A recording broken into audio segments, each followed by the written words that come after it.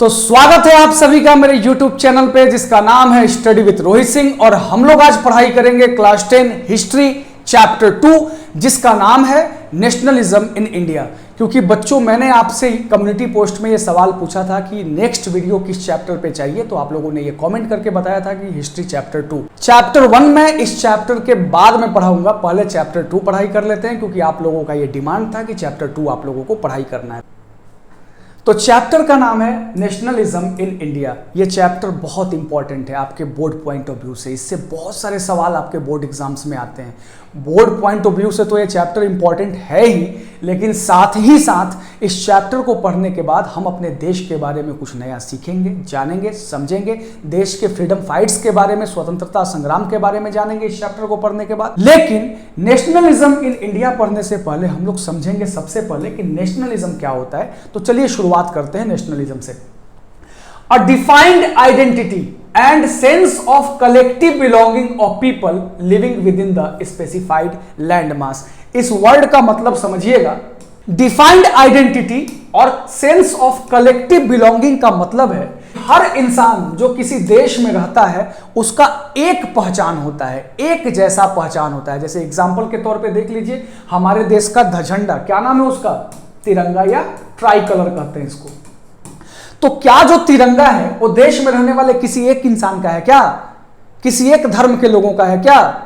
क्या किसी एक जाति के लोगों का है क्या? नहीं, पूरे के पूरे देश में रहने वाले हर एक कोने का इंसान, चाहे वो देश के किसी भी कोने में रहता हो, south India, north India, waste India या ईस्ट इंडिया, नॉर्थ ईस्ट, कहीं का भी इंसान हो, उसका एक पहचान है, एक बिलोंगिंग है, कलेक्टिव बिलोंगिंग। क्या है? ट्राई कलर यानी कि तिरंगा। ठीक इसी प्रकार से हमारे देश का जो राष्ट्रगान है जन गण मन, क्या वो किसी एक जाति का है क्या?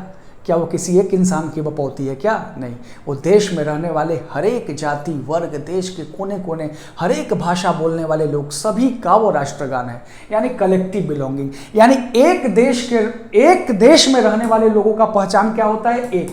यानी हर एक इंडियन का पहचान क्या है? तिरंगा। हर एक इंडियन का पहचान क्या है? राष्ट्रगान, हमारा जन गण मन। हर एक भारतीयों का पहचान है क्या? भारत माता। हर एक भारतीयों का पहचान है Vande Mataram.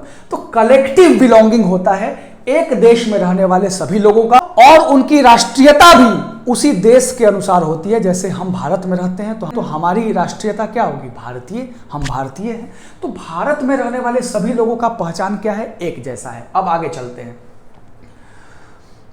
And a sense of patriotism and devotion towards their country. इसका मतलब समझना कि देश में रहने वाले सभी लोगों के अंदर में देश के प्रति पैट्रियोटिज्म की भावना होती है, डिवोशन की भावना होती है, देश के लिए राष्ट्रभक्ति की भावना होती है। समझना, देश में रहने वाला हर एक इंसान जो अपने देश से प्यार करता है ना, देश के प्रति उसके अंदर में भक्ति की भावना होती है ना, डिवोशन की भावना, देश के लिए कुछ भी कर जाने का जो अंदर में जज्बा होता है, फीलिंग होती है ना, इसी फीलिंग को बच्चों हम लोग कहते हैं नेशनलिज्म। हम सभी भारत में रहते हैं तो हमारे अंदर भी अपने इस सुंदर सा देश के लिए क्या होता है? देश प्रेम की भावना होती है। वही जो भावना हमारे अंदर है इसी को नेशनलिज्म कहा जाता है। एक एग्जाम्पल के तौर पे समझ लीजिए, जब कभी भी बच्चों राष्ट्रगान बजता है जन गण मन, तो चाहे कहीं भी बजे, चाहे वो क्रिकेट मैचेस के शुरुआत में बजे, चाहे कोई बड़ा इवेंट हो रहा हो, ओलंपिक्स हो रहा हो, एशियन गेम्स, कॉमनवेल्थ गेम्स, जब भी हमारे खिलाड़ी गोल्ड मेडल जीतते हैं तो पूरे पोडियम में बजता है जन गण मन, तिरंगा लहराया जाता है। चाहे और भी 15 अगस्त, 26 जनवरी, तो जब कभी भी हम राष्ट्रगान हमारे कानों में जाता है तो हमको गूज बम्स आते हैं। लगता है कि देश के लिए कुछ भी कर जाने का जो फीलिंग है ना अंदर में, वही जो आता है ना फीलिंग, उसी को नेशनलिज्म कहा जाता है। और अगर ऐसा होता है, अंदर में भावनाएं अच्छी आती हैं तब तो ठीक है, गूज बम्स आते हैं, जज्बा आता है तब तो ठीक है, अगर नहीं आता है तो फिर गड़बड़ है, ध्यान देना। तो राष्ट्रीयता इसी को कहते हैं कि किसी भी देश में रहने वाले जो लोग हैं उनके अंदर देश के प्रति प्रेम की भावना होती है, भक्ति की भावना होती है, देश के लिए सर्वस्व न्यौछावर करने की जो भावना होती है, उसी फीलिंग को हम लोग क्या कहते हैं बच्चों? नेशनलिज्म। एक और चीज ध्यान देना कि जिस देश का हम अन्न जल ग्रहण करते हैं, यानी कि भोजन पानी हमको मिलता है, जिस देश की हवाओं में हम सांसें लेकर जिंदा रहते हैं, जो देश हमको आज़ादी से जीने का मौका देता है, हमको बहुत सारे फंडामेंटल राइट्स देता है, हमको बहुत सारे लीगल राइट्स देता है, कानूनी अधिकार देता है, खुल के जीने का एकदम मौका देता है, उस देश के प्रति हमारी भी कुछ जिम्मेवारी होनी चाहिए ना? होनी चाहिए कि नहीं होनी चाहिए? जब देश इतना कुछ दे रहा है हमको, तो हमको भी देश के प्रति प्रेम जो है वो एकदम खुलेआम दिखलाना चाहिए, खुलेआम दिखलाना चाहिए। ठीक है, हमारा देश तो बच्चों सदियों से गुलाम रहा है। हमने जो गुलामी का दंश झेला है, हमारे देश पे मुगल्स ने शासन किया, ब्रिटिशर्स ने शासन किया, ना जाने कितने लोगों ने शासन किया। जब हम गुलाम होते हैं बच्चों, तब हमारा कुछ भी अपना नहीं होता, हमारा सब कुछ उसी का होता है जिसके हम गुलाम होते हैं, चाहे हमारा जगह हो, जमीन हो, पैसा हो, सब कुछ उसी का होता है। तो इससे बचने के लिए आज भी हमारे देश के जो सैनिक हैं, आर्म फोर्सेस हैं, वो देश के सीमा पे हमारी रक्षा करती हैं और हंसते हंसते अपने प्राणों की आहुति दे देते हैं। उनको जरूर सलाम करना, उनको जरूर प्रणाम करना, ये बहुत बड़ा फीलिंग है किसी भी देश के लिए। और इसी भावना को अगेन क्या कहते हैं? नेशनलिज्म। तो हम लोगों ने अभी तक देखा कि एक लैंड मास में रहने वाले लोगों का एक जैसा आइडेंटिटी होता है, पहचान होता है। जैसे राष्ट्रगान हमारा एक है, हमारा राष्ट्रीय ध्वज एक है। इसके बाद हमने देखा कि देश में रहने वाले लोगों का अपने देश के प्रति पैट्रियोटिज्म और डिवोशन की जो भावना होती है, regardless of variety of people, languages and ethnicity etcetera, इससे कोई फर्क नहीं पड़ता कि वो इंसान किस जाति का है, किस धर्म का है, किस कल्चर का है, कौन सा भाषा बोलने वाला है, इंडिया के किस कोने में रहता है, इससे कोई फर्क नहीं पड़ता। अगर वो भारत में रहता है, अगर वो भारतीय है, तो उसके अंदर में अपने देश के प्रति क्या है? प्रेम है, और प्रेम होना भी चाहिए। तो यही है बच्चों नेशनलिज्म।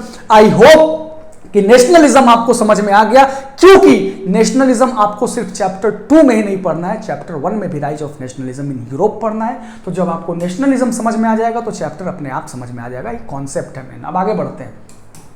इन इंडिया, यानी हमारे देश में, the growth of modern nationalism is intimately connected to the anti colonial movement. इसका मतलब समझना, मॉडर्न नेशनलिज्म यानी आज के डेट में जो नेशनलिज्म की भावना हमारे अंदर है, जैसे अभी हमने बताया ना कि एक देश एक झंडा, एक देश एक राष्ट्रगान, सबका वही राष्ट्रगान है, पूरा देश एक है, यूनाइट है। पूरे देश के लोग अपना देश सिर्फ भारत को मानते हैं और उसके लिए प्यार दिखलाते हैं, देश से प्यार करते हैं। जो मॉडर्न नेशनलिज्म है, यानी आज का नेशनलिज्म, क्या पहले भी ऐसा ही हुआ करता था? नहीं, पहले ऐसा नहीं हुआ करता था। क्यों नहीं हुआ करता था? समझना इसको। पहले के जमाने में आज के जैसा नेशनलिज्म नहीं था, थोड़ा डिफरेंट था। नेशनलिज्म था लेकिन थोड़ा डिफरेंट था। कैसे था? समझना। ये मान लो हमारा देश भारत है, इसमें छोटे छोटे बहुत सारी रियासतें हुआ करते थे। रियासत वो कहलाता है जहां पर राजा शासन करते हैं। तो इतना समझो ना कि 1947 में जब हमारे देश को आज़ादी मिली, उस समय हमारे देश में कुल 562 रियासतें थी। तो सोचो कि उससे पहले क्या हाल होता होगा। तो जब राजाओं का शासन था, रियासत थी, तो लोगों का जो फीलिंग है, नेशनलिज्म है, वो कहीं ना कहीं लिमिटेड था अपने राज्यों तक। हालांकि बहुत सारे ऐसे राजा हमारे देश में हुए हैं जिन्होंने पूरे देश के लिए लड़ाइयाँ लड़ी, जैसे महाराणा प्रताप, छत्रपति शिवाजी महाराज, बहुत सारे ऐसे राजा हुए हैं। लेकिन कहीं ना कहीं आज के जैसा नेशनलिज्म नहीं था कि देश का हर एक इंसान भारत को ही अपना देश मानता है, ऐसा नहीं था। अलग अलग भावनाएं थी, अलग अलग फीलिंग थी। नेशनलिज्म था, उसका अर्थ थोड़ा अलग था, आज के जैसा नहीं है। तो आज का जो मॉडर्न नेशनलिज्म है, इसका शुरुआत कहां से हुआ? Anti colonial movement. देखो, एंटीमेटली का मतलब होता है इनिशियली, यानी मॉडर्न नेशनलिज्म जो है उसकी शुरुआत कहां से हुई? Anti colonial movement. Anti colonial movement का मतलब क्या है? अंग्रेजों के विरुद्ध लड़ाई, ब्रिटिश के खिलाफ लड़ाई। यानी जिस दिन से हम भारतीय एक होकर के अंग्रेजों के खिलाफ आंदोलन चलाए, यानी ब्रिटिश हुकूमत के खिलाफ लड़ने लगे, उसी दिन से मॉडर्न नेशनलिज्म की शुरुआत हुई। क्योंकि पहले हम अलग अलग थे और अब हम एक होकर के एक बड़े दुश्मन से लड़ रहे हैं, यानी कि ब्रिटिशर्स से लड़ रहे हैं। तो जिस दिन से हम एक होना शुरू हुए, और हम एक होना कब से शुरू हुए? जब हम अंग्रेजों से लड़ाई करना शुरू किए, आंदोलन करना शुरू किए अंग्रेजी हुकूमत के खिलाफ, और उसी दिन से मॉडर्न नेशनलिज्म की शुरुआत हुई। एंटी कॉलोनियल मूवमेंट जिस दिन से शुरू हुआ, उसी दिन से मॉडर्न नेशनलिज्म की शुरुआत हुई। People began discovering there unity in the progress of their struggle with colonialism. यानी कि हमारे देश के लोग जो हैं वो अंग्रेजों के खिलाफ जो स्ट्रगल था, उनका जो संघर्ष चल रहा था, उस संघर्ष में लड़ाई करने के लिए कॉलोनियलिज्म से, यानी लड़ाई करने के लिए अंग्रेजों से हम क्या हुए, यूनाइट हुए, यानी एक हुए। पहले हम अलग अलग थे, आपस में ही लड़ते रहते थे, आपस में ही लड़ते रहते थे, लेकिन चूंकि हमारा दुश्मन बड़ा था, दुश्मन मजबूत था, इसलिए हमको क्या होना पड़ा, यूनाइट होना पड़ा। तो ये हम कह सकते हैं कि अंग्रेजों के खिलाफ जो स्ट्रगल था, लड़ाई था, वो हमको एक मौका दिया, वही एक कारण था कि हम भारतीय क्या हुए, यूनाइट हुए, एक हुए, क्योंकि हमारा दुश्मन इतना मजबूत था कि हम अकेले अकेले उससे नहीं लड़ सकते थे, हम हार जाते, इसलिए हमको क्या होना पड़ा, एक होना पड़ा, यूनाइट होना पड़ा पूरे देश को। आगे चलते हैं। The sense of being oppressed under colonialism provided a shared bond that tied many different groups together, but their notions of freedom were not always the same. इस पॉइंट को समझने से पहले एक एग्जांपल तुम लोगों को समझाएंगे, एग्जांपल समझ लोगे तो ये पॉइंट समझ में आ जाएगा। ध्यान देना। मान लीजिए ये आपका क्लासरूम है, क्लासरूम में टोटल 40 बच्चे हैं। 40 बच्चों में से एक बच्चा बहुत मजबूत है, स्ट्रांग है शरीर से, और साथ में वो दिमाग से भी बहुत तेज है, और चालाक है, बदमाश भी है। ठीक, एक तो मजबूत शरीर से, बदमाश, दूसरा दिमाग से भी तेज, सब कुछ इसमें बैड क्वालिटीज हैं। क्या करता है कि क्लास के बच्चों को बाहर ले जाता है और खींच के बाहर में अकेले में दो दो चाटा मारता है, पूरा उन लोग का गाल लाल हो जाता है। वो बेचारे बच्चे आते हैं क्लास में, शर्म के मारे किसी से कह भी नहीं पाते हैं, और ये सबके साथ ऐसा करता है। जब किसी ने कंप्लेन नहीं किया क्लास में टीचर्स के पास, तो इसका मन बढ़ने लगा, ये किसी का पेन तोड़ दे, किसी की कॉपी फाड़ दे, किसी का बुक फेंक दे, किसी का कान खींच दे, किसी का बाल खींच दे, यानी ये परेशान करने लगा सबको। लेकिन लेकिन ये बच्चे इतने वीक थे, कमजोर थे कि इससे क्या होता था, डरते थे। डर के मारे लड़ना तो दूर की बात है, वो छुपाते थे बातों को। लेकिन क्या हुआ कि एक नए बच्चे का एडमिशन होता है, ये बच्चा है गांधी जी। नए बच्चे का एडमिशन होता है, वो दिमाग से बहुत तेज था, शरीर से तो कमजोर था लेकिन दिमाग से बहुत तेज था। उसके साथ भी इसने ऐसा ही किया, तो ये बच्चा समझ गया कि ऐसा सबके साथ हो रहा होगा क्लास में। इसने सबको यूनाइट किया, सबसे पूछा कि क्या तुम्हारे साथ भी होता है, तुम्हारे साथ भी होता है? हाँ, सारे बच्चे यूनाइट हो गए और सब लोग मिल करके इससे लड़ाई किया और इसको क्या किया, हरा दिया। ठीक, तो यही तेज वाला बच्चा गांधी जी था, जो कि इस चैप्टर में जैसा आपको बताया गया एनसीईआरटी में। तो ये एग्जांपल समझना, ये बदमाश जो बच्चा है वो ब्रिटिशर्स हैं, जो कि हम इंडियंस को परेशान करते थे अलग अलग तरीकों से, अलग अलग लोगों को।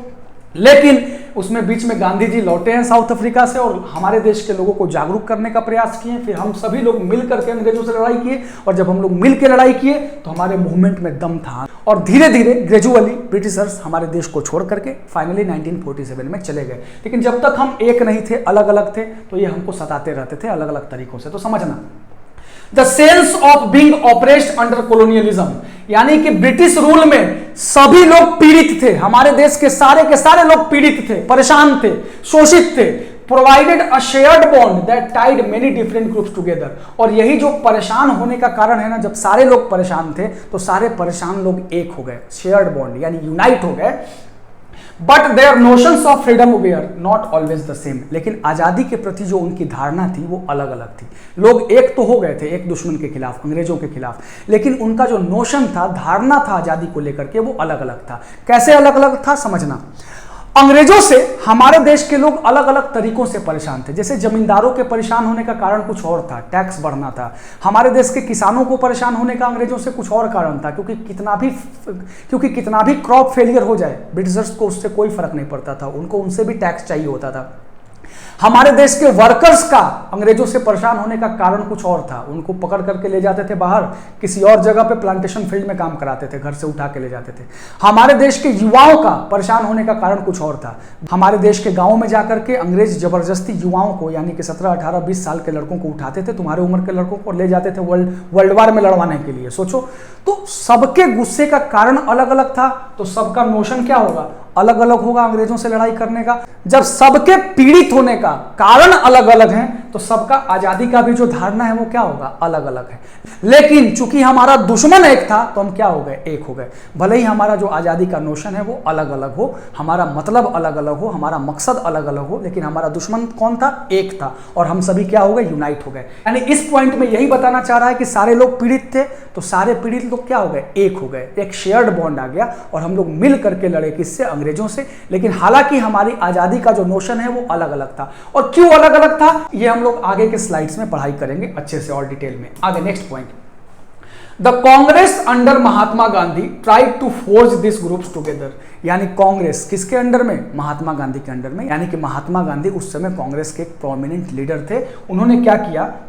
Force this groups together with in one movement. यानी कि सारे लोग अंग्रेजों से परेशान थे, सारे लोग अंग्रेजों से परेशान थे, ठीक, लेकिन अलग अलग लड़ते तो हार जाते। तो महात्मा गांधी ने क्या किया? इन सबको एक करने का प्रयास किया कि सब अलग अलग मत लड़ो, एक होके हम लोग लड़ाई करेंगे तो हम जीत जाएंगे। But the unity did not emerge without conflict. ये बहुत इंपॉर्टेंट लाइन है, कभी ऐसा आ जाता है एग्जाम्स में कि unity did not emerge without conflict, justify the statement. तो देखो, यूनिटी तब होता है जब बहुत सारे लोग एक साथ आते हैं, ठीक, अलग अलग सोशल ग्रुप, अलग अलग धर्म, अलग अलग कास्ट एक साथ आएंगे तभी तो यूनिटी होगा। लेकिन चूंकि उनका हिस्ट्री अलग रहा है, डिफरेंट रहा है, जैसे बैकवर्ड फॉरवर्ड कास्ट में, जैसे कास्ट में बैकवर्ड फॉरवर्ड, बैकवर्ड लोगों का हिस्ट्री कुछ और तरीके का रहा है, फॉरवर्ड लोगों का कुछ और तरीके का रहा है। लेकिन जब दोनों को आप एक करने का प्रयास करेंगे, जैसे गांधी जी ने किया, एक करने का प्रयास करेंगे, तो वहां पर थोड़ी बहुत कॉन्फ्लिक्ट होगी, लड़ाई झगड़े होंगे, वहां पर थोड़ी बहुत लड़ाइयां होगी, वैचारिक लड़ाइयां होंगी, यानी विचार की लड़ाइयां होंगी, लेकिन वो फाइनली क्या हो जाएंगे? एक हो जाएंगे। लेकिन एक होंगे उससे पहले क्या आएगा? थोड़ा बहुत कॉन्फ्लिक्ट आएगा, लड़ाई झगड़े आएंगे, क्योंकि सबका हिस्ट्री अलग अलग रहा है, पॉलिटिकल बैकग्राउंड अलग अलग रहा है। तो यही ये कहना चाह रहा है, unity did not emerge without conflict, यानी बिना थोड़ा बहुत संघर्ष के, लड़ाई झगड़े की एकता नहीं आता। एकता लाने के लिए सबकी बातों को सुनना पड़ता है, सबके बातों को मानना पड़ता है, उसमें थोड़ा समय लगता है, लेकिन एकता आता है, लेकिन थोड़ा उसमें कॉन्फ्लिक्ट होते हैं। तो हम लोगों ने इस स्लाइड में बहुत सारी चीजें सीखी। हम लोगों ने सीखा नेशनलिज्म क्या होता है, किसी भी इंडिविजुअल का अपने देश के प्रति जो प्रेम होता है, राष्ट्र भावना होती है, उसी को नेशनलिज्म कहते हैं। फिर हम लोगों ने देखा जो मॉडर्न नेशनलिज्म है उसकी शुरुआत कहां से हुई थी? एंटी कॉलोनियल मूवमेंट से हुई थी, इसको याद रखना। आगे सेंस ऑफ बीइंग ऑप्रेस्ड, यानी कि हमारे देश के सारे लोग पीड़ित थे एक मजबूत दुश्मन से, इसका क्या नाम था? ब्रिटिशर्स, अंग्रेज थे, कॉलोनियलिज्म था। तो हम लोग एक दुश्मन से परेशान थे, तो यही हमको एक कारण बना, मौका दिया हमको यूनाइट होने का, एक होने का। लेकिन सबका अंग्रेजों से परेशान होने का रीजन अलग अलग था, तो उनके आज़ादी के प्रति जो नोशंस थे, धारणाएं थी, विचार थे, वो भी क्या हो गए? अलग अलग हो गए, लेकिन सभी साथ में थे। लास्ट पॉइंट में गांधी जी ने प्रयास किया सबको एक सूत्र में बांधने का, लेकिन यूनिटी जो है did not emerge without conflict, लेकिन बिना संघर्ष के एकता नहीं आती बच्चों। अब चलते हैं आगे नेक्स्ट स्लाइड की ओर। और कोई भी डाउट हो समझने में तो निसंकोच कमेंट सेक्शन में जाइए, हमसे सवाल पूछिए, मुझे भी अच्छा लगेगा। और ये भी जरूर बताइए कि चैप्टर आपको कैसा लग रहा है, समझ में आ रहा है कि नहीं, ताकि फीडबैक मिलता है तो पता चलता है, क्योंकि अभी नया मैंने यूट्यूब पे पढ़ाना शुरू किया है। तो चलिए इंट्रोडक्शन, इस चैप्टर में हम लोग क्या क्या पढ़ेंगे? द फर्स्ट वर्ल्ड वार, खिलाफत मूवमेंट एंड नॉन कोऑपरेशन, ठीक। इसमें हम लोग पढ़ेंगे idea of Satyagraha, Rowlatt act के बारे में पढ़ेंगे, वाई नॉन कोऑपरेशन, यानी नॉन कोऑपरेशन मूवमेंट क्या है, कब शुरुआत हुआ, ये सब पढ़ेंगे।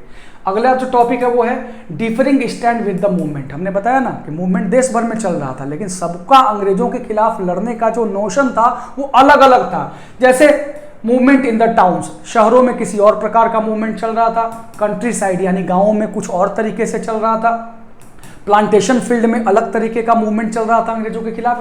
यानी लड़ सभी एक ही दुश्मन से रहे थे, लेकिन उनका लड़ने का कारण जो था वो अलग अलग था। अगला पॉइंट हम लोग पढ़ेंगे towards civil disobedience, civil disobedience movement के बारे में पढ़ेंगे, सविनय अवज्ञा आंदोलन, उसमें हम लोग पढ़ेंगे सॉल्ट मार्च। इसके बाद how participant saw the movement, यानी कि जो लोग इस मूवमेंट में पार्टिसिपेट किए थे उनका इस मूवमेंट को देखने का नजरिया क्या था, ये भी देखेंगे। The limitations of civil disobedience, और सिविल डिसोबीडियंस मूवमेंट के क्या क्या लिमिटेशंस थे इसके बारे में भी हम लोग नेक्स्ट स्लाइड में पढ़ेंगे। And the sense of collective belonging, collective belonging हमने बताया ना कि यानी कौन कौन सी ऐसी चीजें थी जो पूरे देश को एक सूत्र में बांधने का काम किया। तो ये सभी चीजें हम लोग इस चैप्टर में पढ़ाई करेंगे। तो चलिए शुरुआत करते हैं। Next topic, the first world war and nationalism in India. बहुत ही इंटरेस्टिंग टॉपिक है। तो इस टॉपिक को पढ़ने में बच्चों बहुत मजा आने वाला है, बहुत इंटरेस्टिंग टॉपिक है। लेकिन इससे पहले हम लोग समझेंगे फर्स्ट वर्ल्ड वार क्या था, कब शुरू हुआ था, थोड़ा इसके बारे में ले चलते हैं आप लोगों को।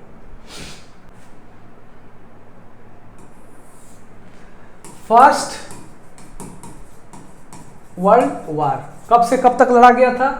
1914 से लेकर के 18 के बीच में लड़ा गया था, ठीक। वर्ल्ड वार दो साइड्स के बीच में लड़ा गया था, एक था सेंट्रल पावर्स और दूसरा जो साइड था उसको कहते थे एलाइज, यानी कि मित्र देश, ठीक। सेंट्रल पावर्स में मेन जो कंट्रीज थे वो थे जर्मनी, ऑस्ट्रिया हंगरी, इसके अलावा इसमें था ऑटोमन अंपायर यानी कि टर्की। ये लोग एक साइड में थे, इनको कहा जाता था सेंट्रल पावर। और नेक्स्ट साइड में थे फ्रांस, इसमें था ब्रिटेन। वर्ल्ड वार 1 है ना, ये वर्ल्ड वार 1 में मैं बता रहा हूं। इटली, जापान, इसके अलावा रसिया, फिर यूएसए का भी आगमन हुआ था, अमेरिका का भी आगमन हुआ था। वर्ल्ड वार खत्म हो गया था उसके बाद। फर्स्ट वर्ल्ड वार के बारे में समझो, ये कब से कब तक हुआ था? तो 1914 से 1918 के बीच में हुआ था। किसके किसके बीच में लड़ा गया था? तो सेंट्रल पावर और एलाइज फोर्सेस के बीच में लड़ा गया था। सेंट्रल पावर्स में कौन कौन से कंट्री थे? Germany, Austria Hungary, Ottoman umpire यानी कि टर्की। और एलाइज यानी मित्र देश में कौन कौन थे? फ्रांस, ब्रिटेन, इटली, जापान, रसिया, अमेरिका। ये सारे देश किस साइड में थे? एलाइज फोर्सेस में थे। दोनों के बीच में लड़ाई हुई और जीत फर्स्ट वर्ल्ड वार में किसका हुआ? एलाइज फोर्सेस का हुआ। आई होप फर्स्ट वर्ल्ड वार के बारे में थोड़ा बहुत आइडिया आपको लग गया, क्योंकि वर्ल्ड वार में पढ़ाने चलूंगा तो 2 घंटा 3 घंटा उसी में लग जाएगा। लेकिन आपको वर्ल्ड वार नहीं पढ़ना है, इसका इंपैक्ट पढ़ना है। तो चलिए देखते हैं। तो इंटरेस्टिंग बात यह है बच्चों कि अभी अभी मैंने आपको बताया कि फर्स्ट वर्ल्ड वार में कौन कौन से देश आपस में लड़ रहे थे, लेकिन क्या उन कंट्रीज में कहीं भारत का नाम था, कहीं इंडिया का नाम था? नहीं। तो फर्स्ट वर्ल्ड वार हमारा देश लड़ा नहीं था, लेकिन फिर भी उसका इंपैक्ट पड़ा हमारे देश में। फर्स्ट वर्ल्ड वार ही वो कारण था जिसके चलते हमारे देश में क्या आया? नेशनलिज्म। लोगों के अंदर राष्ट्रीयता लाने में यानी नेशनलिज्म भरने में किस वर्ल्ड वार का रोल है? फर्स्ट वर्ल्ड वार। तो हम तो लड़ नहीं रहे थे, क्योंकि हम कॉलोनी थे। किसके कॉलोनी थे? ब्रिटिशर्स के यानी कि ब्रिटेन के। और ब्रिटेन लड़ रहा था वर्ल्ड वार। मैंने बताया ना, एलाइज फोर्सेस में फ्रांस, ब्रिटेन वगैरह, यानी ब्रिटिशर्स लड़ रहे थे वर्ल्ड वार और हम नहीं लड़ रहे थे। लेकिन हमारे ऊपर किसका शासन था? अंग्रेजों का। हम किसके गुलाम थे? अंग्रेजों का। तो उसका इंपैक्ट तो पड़ना था ना हमारे देश पे। हमारे देश के लोगों के अंदर राष्ट्रीयता की भावना जगाने में, यूनाइट करने में, एक करने में सबसे बड़ा जो रोल है वो किसका है? फर्स्ट वर्ल्ड वार का है। और कैसे है यही हम इस स्लाइड में पढ़ाई करेंगे, तो ध्यान देना। The first world war created a new economic and political situations in India. ये क्वेश्चन बहुत इंपॉर्टेंट है, VBI है, ये पक्का बोर्ड एग्जाम में आता है। ये क्वेश्चन पक्का आता है बोर्ड एग्जाम में, that how the first world war has created a new economic situation and political situation in India. यानी देश में एक नई आर्थिक सिचुएशन आ गई, आर्थिक स्थिति और पॉलिटिकल स्थिति यानी राजनीतिक स्थिति आई। कैसे आई इसी का आंसर मैं बता रहा हूं। इस क्वेश्चन का आंसर मैं बताऊंगा, ध्यान से इसको समझना ताकि एग्जाम में एकदम लिख पाओ इन पॉइंट्स को। तो ध्यान देना। पहला point, first world war led to a huge increase in defence expenditure. कि ब्रिटेन जो है वो लड़ रहा था वर्ल्ड वार, ठीक, और वार लड़ने में बच्चों बहुत पैसा लगता है, बहुत खर्चा आता है। सोल्जर्स चाहिए होते हैं, बहुत सारे इक्विपमेंट चाहिए होते हैं, हथियार चाहिए होते हैं, टैंक्स चाहिए होते हैं, जो भी उस समय अवेलेबल था। तो वार लड़ने में ह्यूज एक्सपेंडिचर होता है और उसी खर्चे को डिफेंस एक्सपेंडिचर कहते हैं। यानी कि वो खर्चा जो देश के सुरक्षा में किया जाता है या लड़ाई लड़ने में किया जाता है, जो खर्चा, उसी खर्चे को बच्चों हम लोग कहते हैं डिफेंस एक्सपेंडिचर। और हो रहा था उस समय क्या? फर्स्ट वर्ल्ड वार। और वर्ल्ड वार के चलते बहुत ही ज्यादा बढ़ गया था ये डिफेंस एक्सपेंडिचर। किसका बढ़ गया था? ब्रिटेन का, ब्रिटिशर्स। तो भाई लड़ाई लड़ना इतना आसान नहीं होता है। अभी तुमको पता है कि रसिया यूक्रेन में जो लड़ाई चल रहा है, इतने अरबों डॉलर के जो है हथियार खरीदे गए, सप्लाई होती है वार में, तो बहुत खर्चा लगता है लड़ाई लड़ने में। Which was financed by Britishers. का खर्चा बढ़ गया है, तो खर्चा बढ़ गया है तो पैसा चाहिए। तो ब्रिटिशर्स क्या लेते थे? वार लोन, यानी कि लड़ाई लड़ने के लिए लोन लेते थे। कहां से लेते थे? जनरली अमेरिका से लिया जाता था। यानी कि लोन लेकर के, उधार लेकर के ये लोग क्या करते थे? हथियार खरीदते थे। किस लिए? वर्ल्ड वार लड़ने के लिए। वार लोन। ये लोग लोन लेकर के क्या कर रहे थे? वर्ल्ड वार कर रहे थे। तो इनको खूब पैसा चाहिए। किसको? ब्रिटिशर्स को। And result in increased taxes. और ब्रिटिशर्स का शासन कहां था? हमारे देश इंडिया के पास। तुमको अब इतना पता है कि ब्रिटिशर्स लड़ रहे थे वर्ल्ड वार, और वर्ल्ड वार लड़ने के चलते इनका डिफेंस एक्सपेंडिचर बढ़ गया था, इनका लड़ाई का जो खर्चा था वो बढ़ गया था। तो इनको चाहिए था पैसा, तो पैसे की भरपाई कहीं से तो करेंगे। तो इनका शासन कहां था? इंडिया में, हमारे देश भारत में। तो भारत के लोगों पे इन्होंने क्या किया? अपने लड़ाई लड़ने के चक्कर में इन्होंने हमारे देश के ऊपर टैक्स क्या किया? बढ़ा दिया। टैक्सेशन बढ़ा दिया, जैसे कस्टम ड्यूटी बढ़ा दिया, इनकम टैक्स पहली बार इंट्रोड्यूस हुआ, यानी कि देश के लोग जो कमाएंगे उसके ऊपर टैक्स। कस्टम ड्यूटी यानी कि जो भी सामान बाहर से, यानी कि जो भी इंपोर्ट एक्सपोर्ट होता है उस पर जो टैक्स लगता है, ये सब अंग्रेजों ने बढ़ा दिया। किसके ऊपर? हम भारतीय लोगों के ऊपर। अब इसमें सोचने वाली बात यह है कि लड़ाई लड़ कौन रहा था? अंग्रेज। पैसे की रिक्वायरमेंट किसको थी? अंग्रेजों की। लेकिन टैक्स का जो बोझ था वो किसके माथे आया? हम इंडियंस के माथे आया। यानी कि पहला कारण जिसके चलते हम इंडियंस के अंदर में खूब सारा गुस्सा आया, किसके खिलाफ? अंग्रेजों के खिलाफ। न लड़ाई हमारा, न तुम लोग हमारे, लेकिन पैसा किससे ले रहे हो? हम ही से ले रहे हो। इंक्रीज टैक्स इंडिया में। आगे next point, through the war years prices of commodity increased. इन्होंने पैसे की भरपाई करने के लिए ये क्या किया कि भारत में जो कमोडिटीज की प्राइस हैं, यानी कि जो नॉर्मल गुड्स हम खरीदते हैं दुकानों से, उनके दामों को बढ़ा दिया। किसने बढ़ा दिया? अंग्रेजों ने। लगभग डबल कर दिया। यानी कि जो सामान अगर मान लो 5 रुपए का पहले मिलता था वो अब कितने का मिलने लगा? 10 रुपए का। क्यों? किसने रेट बढ़ाया हमारे देश में? अंग्रेजों ने। इसलिए बढ़ाया क्योंकि ब्रिटिशर्स का हमारे ऊपर क्या था? शासन था, कंट्रोल था, वो कुछ भी कर सकते थे। यानी कि हमारे कमोडिटीज का दाम क्या हो गया? बढ़ गया। बिटवीन 1913 एंड 18, कब से कब तक? जब तक वर्ल्ड वार चला, यानी कि 1913 से 1918 के बीच में हमारे देश में जो भी सामान मिलते थे वो बहुत महंगे मिलते थे, यानी दुगने दामों पे मिलते थे।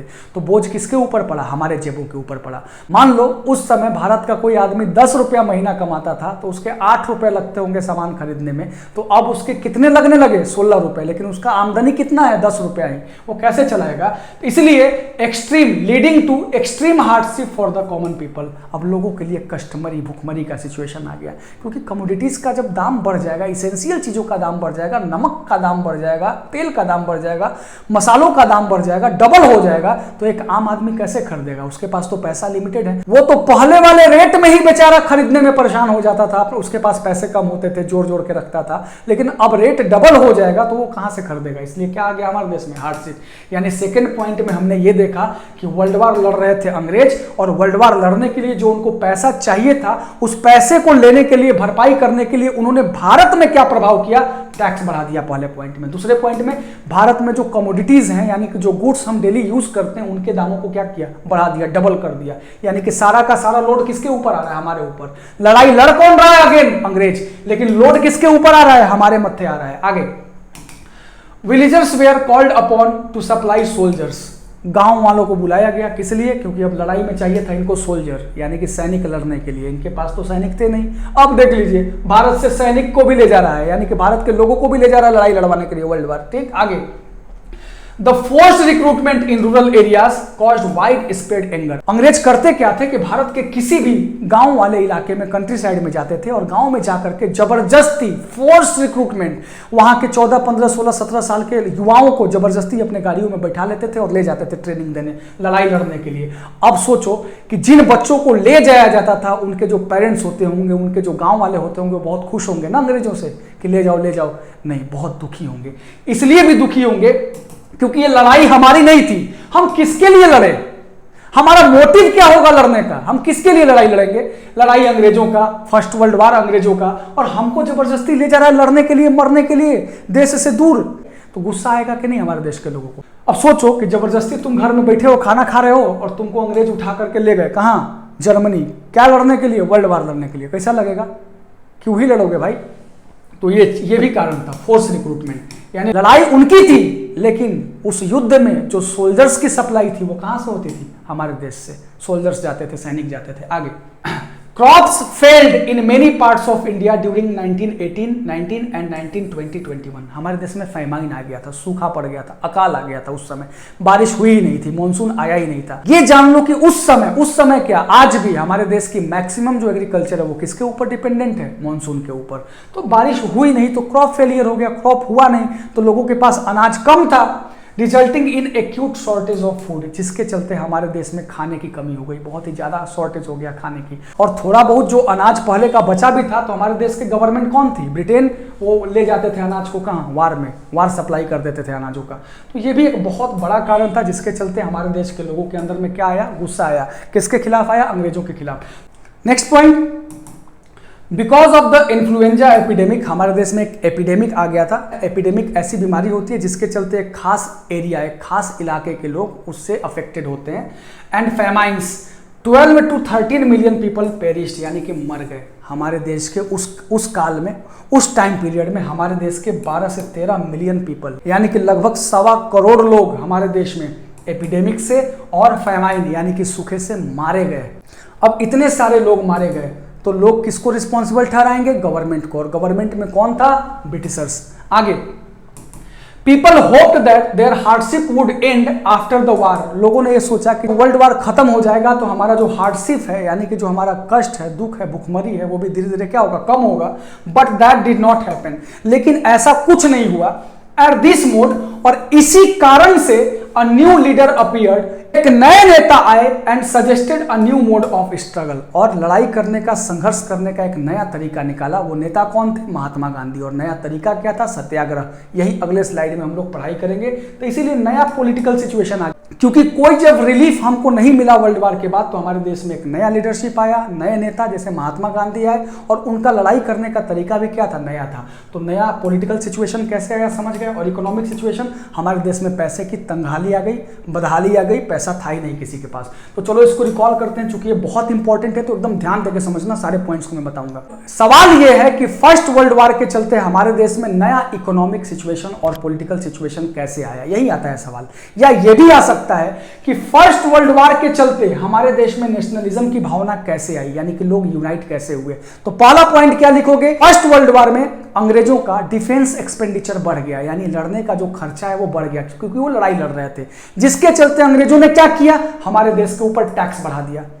टैक्स बढ़ा तो किसके ऊपर बोझ आया? हमारे देश के लोगों के ऊपर। दूसरा पॉइंट, जो इसेंशियल कमोडिटीज हैं, यानी कि जो हम डेली यूज में जिन कमोडिटीज को, जिन गुड्स को यूज करते हैं, उनका दाम बढ़ा दिया ब्रिटिशर्स ने, डबल कर दिया। तो बोझ किसके ऊपर पड़ा? अगेन हमारे ऊपर।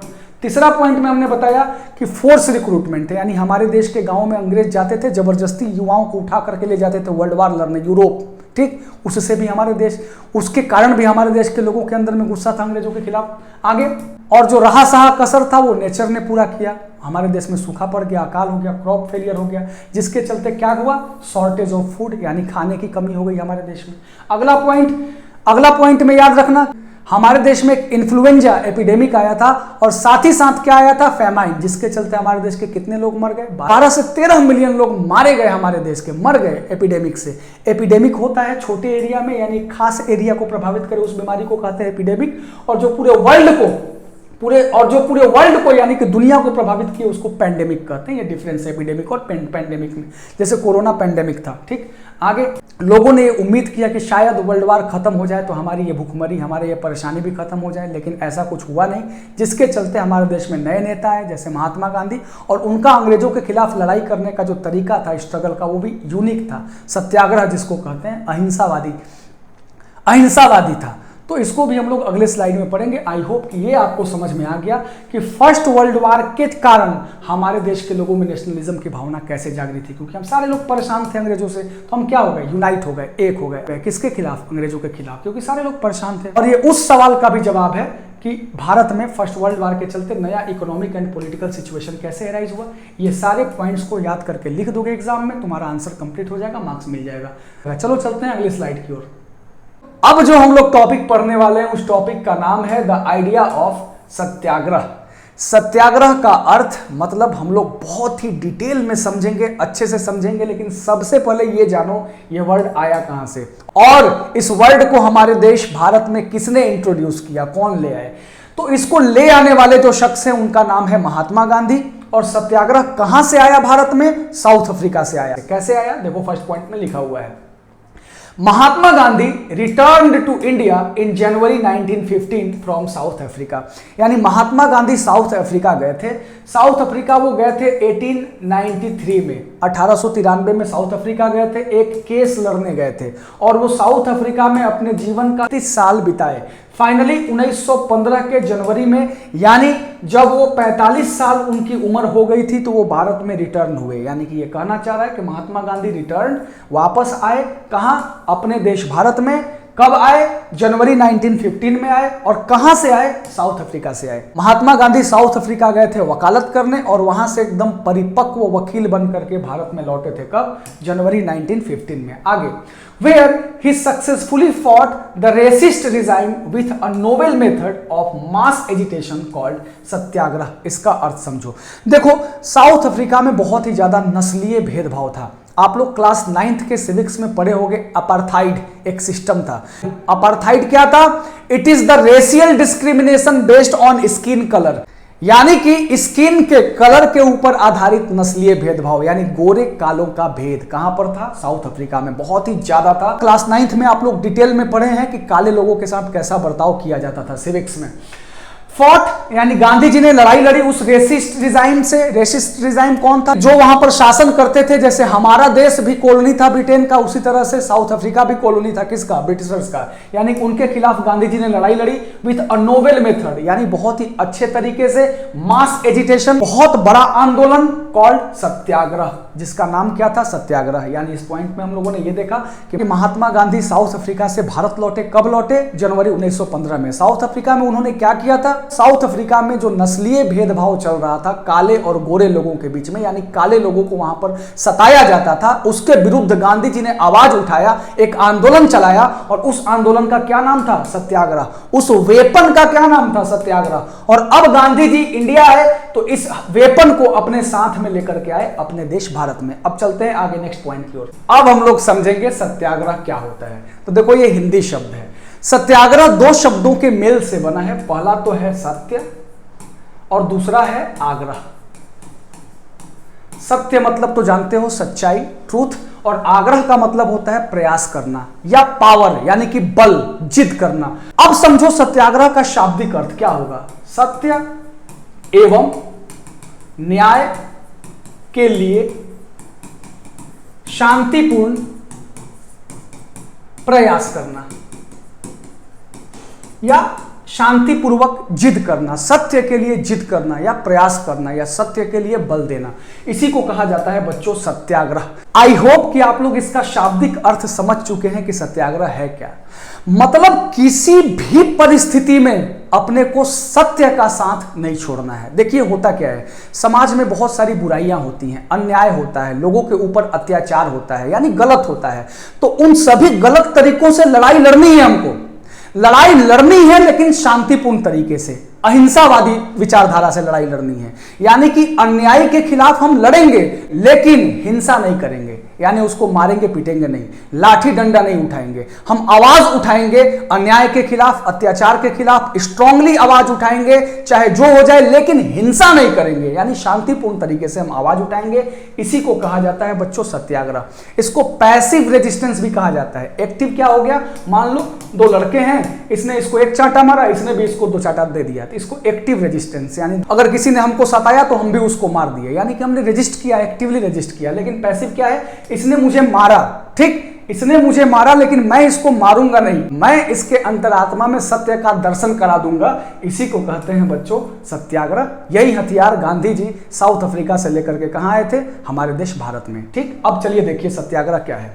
The idea of Satyagraha emphasized the power of truth, यानी सत्याग्रह का मतलब ही है किसका पावर, किसकी शक्ति? सत्य की शक्ति। यानी किसी भी हाल में सत्य को छोड़ना नहीं है और सत्य के शक्ति से हमको अन्यायी पे विजय प्राप्त करना है, न कि उसको मार के, न कि हिंसा करके। आगे, and the need to search for truth, यानी सत्य का खोज करते रहना है, यानी कि सत्य के प्रयास में हमेशा लगे रहना है, कभी भी असत्यवादी नहीं होना है, कभी भी खुद गलत नहीं होना है। आगे, it suggested that if the cause was true, यानी सत्याग्रह ये कहता है कि अगर आपका कारण सच्चा है, अगर आपके लड़ाई लड़ने का कारण जो है वो सच्चा है, if the struggle was against injustice, और अगर आपका संघर्ष अन्याय के विरुद्ध है, अगर आपका संघर्ष अन्याय के विरुद्ध है, then physical force was not necessary, तो वहां पर लाठी डंडा घूसा मुक्का ये सब करने की आवश्यकता नहीं है। Physical force was not necessary to fight the oppressor, यानी कि जो आपको परेशान कर रहा है उससे लड़ने के लिए हमको फिजिकल फोर्स यानी लाठे डंडे भाले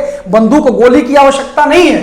पैसिव रेजिस्टेंस इसी को कहा जाता है। यानी इस पॉइंट में आपको क्या समझाना चाह रहा है? ये पॉइंट आपको यही समझाना चाह रहा है कि अगर आपका कॉज सच्चा है, यानी लड़ाई लड़ने का जो कारण है वो सच्चा है, और अगर आपका स्ट्रगल यानी लड़ाई यानी कि संघर्ष अन्याय के विरुद्ध है, तो फिजिकल फोर्स जरूरी नहीं है, यानी कि उसको लाठी डंडे भाले या हिंसा की आवश्यकता नहीं है टू फाइट द ऑपरेसर, यानी कि जो आपको सता रहा है, मार रहा है, उत्पीड़ित कर रहा है, उसके खिलाफ लड़ने के लिए हिंसा करना जरूरी नहीं है। इसी को कहा जाता है पैसिव रेजिस्टेंस। इसका मतलब यह है कि हम अन्याय के विरुद्ध लड़ाई तो लड़ रहे हैं, हम अन्याय के विरुद्ध आवाज तो उठा रहे हैं, अत्याचार के विरुद्ध, लेकिन अहिंसा के रास्ते से। हमको हिंसा नहीं करना, ठीक, हमको वायलेंट नहीं होना है। आगे, this could be done by appealing to the conscience of the oppressor. भला ऐसे कैसे हो जाएगा? सवाल ये उठता है ना, कोई हमको ऑपरेस कर रहा है, परेशान कर रहा है, तो हम उससे पैसिव रेजिस्टेंस दिखाएंगे तो भला वो कैसे सुधर जाएगा? तो देखो गांधी जी का क्या कहना था, this could be done by appealing to the conscience of the oppressor, यानी सत्य के शक्ति से हमको करना क्या है, जो लोग ऑपरेसर हैं, जैसे इंडिया में ब्रिटिशर्स जो हमको परेशान करते थे, उत्पीड़ित करते थे, उनके कॉन्साइंस को जगा देना है, यानी उनके अंतरात्मा को झकझोर देना है, यानी कि हम सच्चाई के साथ मजबूती से इतने डटे रहेंगे कि वो लोग हमको देख करके और हमारा अहिंसावादी विचार देख करके वो सुधर जाएंगे, उनका हृदय परिवर्तन हो जाएगा, उनका आत्म परिवर्तन हो जाएगा। इसी को कहा जाता है कॉन्साइंस, यानी कि हमको ऑपरेसर के अंदर में सच्चाई दिखा देना है, ऑपरेसर को ये लग जाए कि नहीं हम गलत हैं, सामने वाला सही है, बस इसी को दिखा देना, बस इसी सोच को उसके माइंड में इंप्लांट कर देना, उसके अंतरात्मा को झकझोर देना, उसके अंतरात्मा को यह बता देना कि तुम गलत हो। यही मकसद है किसका? सत्याग्रह का। यानी कि जो लोग आपको शोषित कर रहे हैं उनको खुद पता चल जाए, सेल्फ रियलाइजेशन हो जाए कि हाँ हम गलत हैं, वो बेचारा सही है, वो सही कर रहा है। Oppressors had to be persuaded to see the truth, यानी प्रयास ये करना है कि जो ऑपरेसर है, परेशान करने वाला, वो सच्चाई देख ले कि हाँ कहाँ पर हमसे गलती हो रही है, instead of being forced to accept the truth through use of violence. इसके जगह पर कि हम ऑपरेसर को जबरदस्ती पकड़ लें, उसको मार करके कहें कि तुम मेरा बात काहे नहीं समझ रहा है, ऐसा नहीं करना है, लाठी डंडा नहीं चलाना है। सत्य की ताकत से प्रयास ये करना है कि ऑपरेसर जो है वो समझ जाए कि इसमें हमारी गलती है और हमको यहां पर सुधार की आवश्यकता है। आगे, Mahatma Gandhi believed that this dharma of non violence, यानी महात्मा गांधी ने सत्याग्रह को एक नाम दिया है धर्मा ऑफ नॉन वायलेंस, यानी अहिंसा का धर्म, अहिंसा परमो धर्म, कुड यूनाइट ऑल इंडियंस। यानी गांधी जी का मानना था कि सत्याग्रह के बल पे हम सारे भारतीयों को यूनाइट कर लेंगे, एक कर लेंगे, और हम सभी मिल करके अंग्रेजों से लड़ाई लड़ेंगे, लेकिन कैसे? शांतिपूर्ण तरीके से, अहिंसा के साथ, हिंसा के साथ नहीं, क्योंकि वायलेंस को हम लोग नहीं अपनाएंगे, नॉन वायलेंस के साथ हम लोग आगे बढ़ेंगे। सत्याग्रह का यही मतलब है। आई होप कि सत्याग्रह आप लोगों को अच्छे से समझ में आ गया। चलते हैं नेक्स्ट स्लाइड की ओर। तो लास्ट स्लाइड में हम लोगों ने पढ़ाई किया बच्चों किसके बारे में? सत्याग्रह के बारे में। सत्याग्रह के बारे में बहुत सारी चीजें हम लोगों ने सीखी, जानी। हम लोगों ने यह भी देखा कि सत्याग्रह को भारत में कौन ले आए थे? महात्मा गांधी। कहां से ले आए थे? साउथ अफ्रीका से। कब ले आए थे? 1915 में। तो सत्याग्रह एक ऐसा वेपन था, एक ऐसा हथियार था जिसका इस्तेमाल महात्मा गांधी जी ने साउथ अफ्रीका में सक्सेसफुली कर लिया था। किसके खिलाफ? नस्लीय भेदभाव के खिलाफ। उन्होंने एक बढ़िया मास एजिटेशन चलाया था अफ्रीका में। तो अब चूंकि महात्मा गांधी भारत आ चुके थे, तो सत्याग्रह भी उनके साथ भारत आ चुका था। महात्मा गांधी अपने इस जांचे परखे वेपन का, हथियार का भारत में कहां से इस्तेमाल करना प्रारंभ करेंगे, और साथ ही साथ उन्होंने इस सत्याग्रह मूवमेंट का जो एक्सपेरिमेंट किया भारत में, वो कहां से शुरुआत किया और किन किन जगहों पे किया, ये अब हम लोग पढ़ाई करेंगे इस स्लाइड में। तो ध्यान दीजिएगा, वही लिखा हुआ है, Mahatma Gandhi successfully organised satyagraha movements in various places, यानी भारत के विभिन्न जगहों पे महात्मा गांधी जी ने सत्याग्रह मूवमेंट का क्या किया? सक्सेसफुली इस्तेमाल करना शुरू किया। लेकिन सबसे पहले भारत में सत्याग्रह आंदोलन का शुरुआत कहां से हुआ? चंपारण से हुआ। चंपारण कहां है? बिहार राज्य में उस समय एक जिला हुआ करता था, और आज भी चंपारण 2 जिलों में बंट चुका है, एक पूर्वी चंपारण और एक पश्चिमी चंपारण। तो चंपारण कहां पर है ये जरूर ध्यान रखना, बिहार में है, क्योंकि बोर्ड में आपको मार्क करने के लिए मैप में भी आता है 1 मार्क्स का, श्योर शॉट आता है हिस्ट्री से, तो जरूर ध्यान रखना चंपारण कहां है? बिहार में है। तो चंपारण सत्याग्रह जो आपके बुक में पढ़ना है वो बस इतना ही पढ़ना है, ठीक। और ये हम आप लोगों को समझाएंगे, बताएंगे, लेकिन ये कंप्लीट नहीं है, ठीक। तो थोड़ा सा बैकग्राउंड हम लोग जानेंगे, सीखेंगे चंपारण आंदोलन के बारे में, ज्यादा नहीं, बस 1-2 मिनट एक्स्ट्रा आप लोगों का समय लेंगे, लेकिन आप लोग सीख जाइएगा, जान जाइएगा, एक कॉन्सेप्ट मिल जाएगा चंपारण आंदोलन के बारे में। तो ध्यान दीजिएगा, हुआ क्या कि महात्मा गांधी हमारे देश भारत में लौटे 1915 में। इसके बाद महात्मा गांधी जी ने कांग्रेस के विभिन्न अधिवेशनों में भाग लिया, जैसे कानपुर, लखनऊ, अहमदाबाद, इन सब जगहों पे भाग लिया। बिहार के चंपारण जिले के एक किसान थे जिनका नाम था राजकुमार शुक्ल जी, ठीक।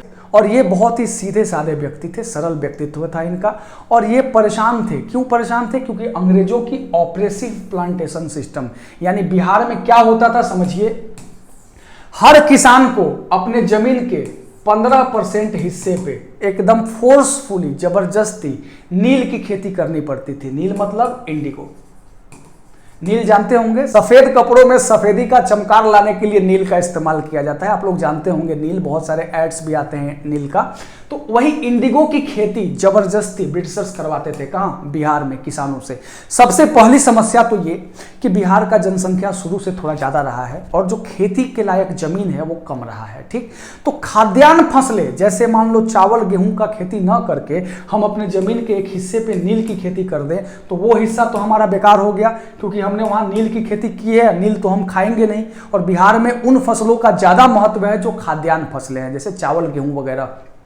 और उस समय बच्चों ग्रीन रिवॉल्यूशन भी नहीं आया था, यानी कि एक लिमिटेड क्वांटिटी में, लिमिटेड मात्रा में प्रोडक्शन होता था, ठीक। और नील की खेती का एक और बहुत ही बड़ा दुष्परिणाम था कि जिस जगह पे नील की खेती की जाती थी उस जगह पे मिट्टी की जो उर्वरा शक्ति है, यानी कि जो फर्टिलिटी है सॉइल का, वो धीरे धीरे खत्म हो जाता था, समाप्त हो जाता था। अब ये 15% जो जमीन है उसका खत्म हो गया, फिर अगला जो जमीन बचा फिर उसका 15% पे नील की खेती करो, यानी कि धीरे धीरे इनको डर था कि जो भी हमारे पास जमीन है वो सबकी फर्टिलिटी क्या हो जाएगी, समाप्त हो जाएगी। साथ ही साथ जो ट्रेडर्स हैं और ब्रिटिश गवर्नमेंट इस नील की खेती के बदले, यानी कि नील के बदले उनको अच्छा पैसा नहीं देते थे, यानी मनमाना पैसा देते थे, कम पैसा देते थे। यानी कुल मिला के किसान जो है यहाँ के बहुत ज्यादा परेशान है। और ये कैसा प्लांटेशन सिस्टम है? ऑपरेसिव, यानी कि किसानों को पीड़ा देने वाला, क्योंकि उनकी जमीनें भी चली जा रही हैं, उनके पास अनाज भी कम हो रहा है, बहुत समस्या थी। तो इसी समस्या से रिलेटेड राजकुमार शुक्ल जी पहुंचे महात्मा गांधी जी के पास, उनसे रिक्वेस्ट किया। लेकिन शुरू में तो महात्मा गांधी जी आश्वासन दिए कि नहीं ठीक है, चलिए हम आएंगे, देखेंगे। लेकिन बार बार राजकुमार शुक्ल जी उनको बार बार जहां भी कांग्रेस का अधिवेशन होता था ये जाते थे, गांधी जी से मिलते थे, उनसे रिक्वेस्ट करते थे कि आप आइए चंपारण। अंत में गांधी जी को झुकना पड़ा। गांधी जी 1917 में अप्रैल में 10 तारीख को पटना पहुंचे हैं महात्मा गांधी जी, और 19 अप्रैल से शुरू कर दिए हैं कौन सा आंदोलन? चंपारण आंदोलन। और यह सक्सेसफुल हुआ, यानी यहां पर जीत किसकी हुई? किसानों की। और हार किसकी हुई? ब्रिटिश गवर्नमेंट की। तो गांधी जी ने चंपारण का सक्सेसफुल शुरुआत कहां से किया? चंपारण से किया। और उसमें सबसे इंपॉर्टेंट रोल है किनका है? राजकुमार शुक्ल जी का है। आपको एग्जाम में ये सारी चीजें नहीं लिखनी, जो लिखनी है अब मैं वो बता रहा हूं। आपको एक कॉन्सेप्ट क्लियर हो गया कि चंपारण आंदोलन है क्या। इन 1916 गांधी ट्रेवल्ड टू बिहार, ये गलत है, आपके बुक में गलत लिखा हुआ है। 1917 में गांधी जी आए थे, कहां पे? बिहार में। ये मैंने इसलिए लिख दिया स्लाइड में ताकि आप बुक में जो गलती है उसको समझ सकें, जान सके। लेकिन अगर एग्जाम में ऑप्शन में ये सवाल आता है और ऑप्शन में 1917 या 16 में से कोई एक दिया हुआ है तो आप 16 ही मानिएगा, क्योंकि आपके बुक में जो लिखा हुआ है वही आपको लिखना है, ठीक। ट्रेवल टू बिहार, यानी गांधी जी 1917 में बिहार आए टू इंस्पायर द पीजेंट्स, यानी पीजेंट्स का साथ देने के लिए, किसानों का साथ देने के लिए, जो किसान परेशान थे, इंडिगो प्लांटर्स। और वो किसकी खेती करते थे? इंडिगो की। इंडिगो मतलब नील। To struggle against the oppressive plantation system. और किसके विरुद्ध स्ट्रगल कर रहे थे गांधी जी? किसके खिलाफ सत्याग्रह चला रहे थे? ऑपरेसिव प्लांटेशन सिस्टम, यानी ब्रिटिश हुकूमत के खिलाफ, जिन्होंने एक बहुत ही ज्यादा ऑपरेसिव, यानी कि एक दमनकारी नीति लेकर के आए थे प्लांटेशन सिस्टम में, यानी कि जबरदस्ती किसानों से नील की खेती करवाते थे। इसी को कहा जाता था ऑपरेसिव प्लांटेशन सिस्टम। तो हमने क्या सीखा? जल्दी जल्दी रिकैप करते हैं। चंपारण कहां पर है? बिहार में है। चंपारण सत्याग्रह की शुरुआत कब हुई? 1917 में हुई। किसके द्वारा हुई? महात्मा गांधी जी के द्वारा हुई। ठीक है, इसके बाद गांधी जी किसको सपोर्ट करने के लिए आए थे? किसके सपोर्ट में यह सत्याग्रह चलाए? तो इंडिगो प्लांटर्स, जो किसान हैं, उनके सपोर्ट में आए थे। और किसके खिलाफ? Oppressive plantation system, British government के खिलाफ यह आंदोलन चल रहा था। तो बस आपको इतना ही याद रखना है, 4-5 चीजें, बस एग्जाम में आपके लिए काफी है। आई होप कि आप लोगों को चंपारण सत्याग्रह अच्छे से समझ में आ गया होगा। अब आगे चलते हैं, नेक्स्ट देखते हैं खेड़ा सत्याग्रह। अगेन खेड़ा याद रखना कहां पर है? गुजरात में है। एकदम याद कर लेना, 1 मार्क्स इंपॉर्टेंट है ये जो भी बता रहे हैं। कहां है खेड़ा? गुजरात में है। मार्क करना भी बतलाएंगे कि कहां पर है। खेड़ा सत्याग्रह कब हुआ? 1917 में ही, यानी चंपारण के तुरंत बाद। टू सपोर्ट द पीजेंट्स, यानी खेड़ा सत्याग्रह भी किसको सपोर्ट करने के लिए गांधी जी इसको शुरुआत किए थे? पीजेंट्स, यानी किसानों को। अफेक्टेड बाय क्रॉप फेलियर, और जो किसान थे वो प्रभावित थे क्रॉप फेलियर से। ठीक, बारिश नहीं हुआ था, मानसून नहीं आया था, यानी कि उनके क्रॉप्स हुए नहीं थे। एंड अ प्लेग एपिडेमिक, और उस खेड़ा नामक जगह पे एक एपिडेमिक आई थी, बीमारी आई थी, महामारी आई थी, जिसका नाम था प्लेग, जो चूहों से फैलता है। यानी एक तो उनके घर में अनाज नहीं है, क्रॉप फेल हो गया है, और दूसरा सब लोग प्लेग महामारी से पीड़ित है। इस महामारी में बच्चों गांव के गांव साफ हो जाते थे, बहुत सारे लोग मारे जाते थे प्लेग एपिडेमिक से, प्लेग से। तो एक बीमारी और ऊपर से क्रॉप फेलियर। ठीक, the peasants of Kheda could not pay the revenue, अब उनका क्रॉप हुआ ही नहीं है, उनके घर में अनाज है ही नहीं, तो वो रेवेन्यू यानी कि गवर्नमेंट को टैक्स कहाँ से दे पाएंगे? उनके पास पैसा नहीं है, बीमारी है घर में, क्रॉप फेल हो गया है, तो वो कहाँ से दे पाएंगे बेचारे? And wanted relaxation in revenue collection, और वो चाहते थे कि जो टैक्स हम देते हैं उसमें थोड़ा रिलैक्सेशन मिले, यानी इस बार का टैक्स हम लोगों को माफ कर दिया जाए या कम कर दिया जाए। लेकिन अंग्रेज उनकी बातों को सुन नहीं रहे थे, इसलिए खेड़ा में महात्मा गांधी को जाना पड़ा। वहां पे उन्होंने सत्याग्रह चलाया। किसके सपोर्ट में चलाया? किसानों के सपोर्ट में। चंपारण में भी किसके सपोर्ट में चलाए थे गांधी जी? किसानों के। और खेड़ा में भी किसके सपोर्ट में? किसानों के। और किन किसानों के? उन किसानों के जो अफेक्टेड थे, यानी कि प्रभावित थे। किससे? क्रॉप फेलियर से और प्लेग एपिडेमिक से, यानी परेशान थे। और ये चाहते क्या थे? इनके सत्याग्रह के करने का इनका मांग क्या था? इनके गवर्नमेंट से इनके डिमांड क्या थे? तो डिमांड बस इतना था कि जो रिवेन्यू हम देते हैं, टैक्स जो गवर्नमेंट को देते हैं, उसमें बस रिलैक्सेशन मिले, छूट मिल जाए, क्योंकि हम बहुत परेशान हैं, क्रॉप है नहीं, पैसा है नहीं, हम कहाँ से देंगे? ठीक, तो यही मेन आप लोगों को ध्यान में रखना है कि खेड़ा कहाँ पर है, कब हुआ था? 1917 में। किसके सपोर्ट में किए थे गांधी जी? किसानों के सपोर्ट में, जो अफेक्टेड थे क्रॉप फेलियर और प्लेग एपिडेमिक से। और इनका डिमांड क्या था? रिलैक्सेशन इन रेवेन्यू कलेक्शन, यानी टैक्स में रिलैक्सेशन इनका डिमांड था। अब आगे चलते हैं, अहमदाबाद सत्याग्रह। अहमदाबाद भी कहां है? किस जगह पर है? गुजरात में। खेड़ा भी गुजरात में, अहमदाबाद कहां पर है? गुजरात में। और चंपारण कहां था? बिहार में। ये जरूर ध्यान रखना, 1 marks again. In 1918 to organize a Satyagraha amongst cotton mill workers, ये बहुत इंपॉर्टेंट है, ध्यान दीजिएगा। ये जो सत्याग्रह है किसको सपोर्ट करने के लिए गांधी जी ने चलाया? वर्कर्स को, यानी कि जो मजदूरी करते हैं, काम करते हैं। कहाँ काम करते हैं? Cotton mill. तो देखो बच्चों, अहमदाबाद में उधर ब्लैक सॉइल वाला एरिया है, जहाँ पर बहुत सारे कॉटन के मिल आज भी चलते हैं, बड़ी बड़ी इंडस्ट्रीज कॉटन की, क्योंकि वहाँ कॉटन की खेती अच्छी होती है ब्लैक सॉइल में। तो कॉटन मिल वर्कर्स ने ये आंदोलन चलाया, सत्याग्रह किया, जिसको गांधी जी ने सपोर्ट किया। किसके अगेंस्ट में ये चलाया गया सत्याग्रह? तो ये चलाया गया कॉटन मिल ऑनर्स, यानी कि जो मिल के मालिक थे उनके अगेंस्ट में। और किसके सपोर्ट में? वर्कर्स के सपोर्ट में। क्यों?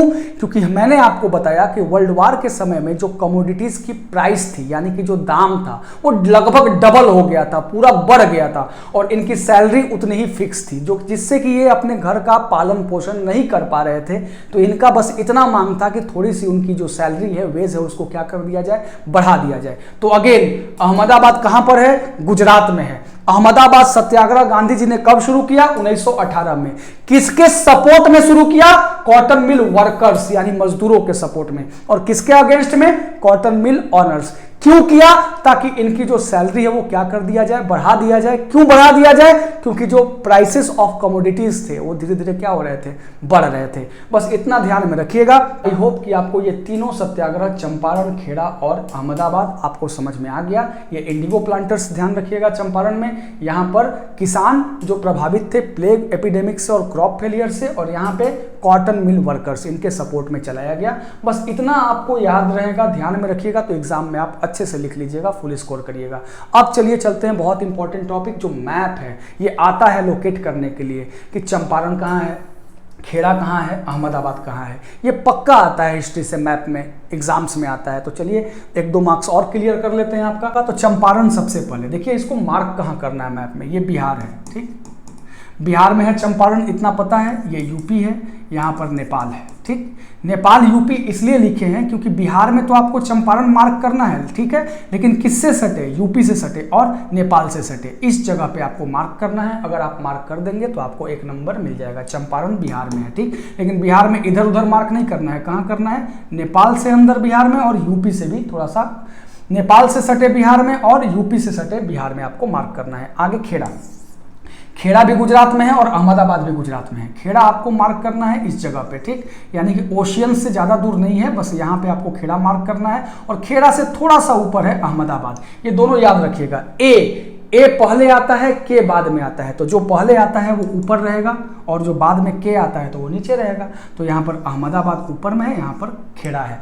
ये मैप में भी आप मार्क करना सीख जाइए ताकि अगर एग्जाम में ये मार्क करने के लिए आए तो आप आसानी से मार्क कर सकते हैं, ये ध्यान दीजिएगा। तो आई होप कि इस स्लाइड में जो भी मैंने आपको पढ़ाया वो आपको अच्छे से समझ में आ गया है। तो यहाँ पर इस चैप्टर का पार्ट 1 कंप्लीट होता है। पार्ट 2 यानी कि अगला पार्ट, जिसमें मैं पढ़ाऊंगा आपको जलियांवाला बाग मैसेकर, खिलाफत आंदोलन, non cooperation movement, Rowlatt act, ये सारी चीज़ें मैं पढ़ाऊंगा अगले वीडियो में, जो पार्ट 2 करके आएगा मेरे चैनल पे। देखते रहिए और अगर आपको वीडियोस पसंद आ रहा है तो मेरे चैनल को सब्सक्राइब करिए, वीडियो को लाइक करिए ताकि मुझे भी मोटिवेशन मिलता रहे। Thank you so much.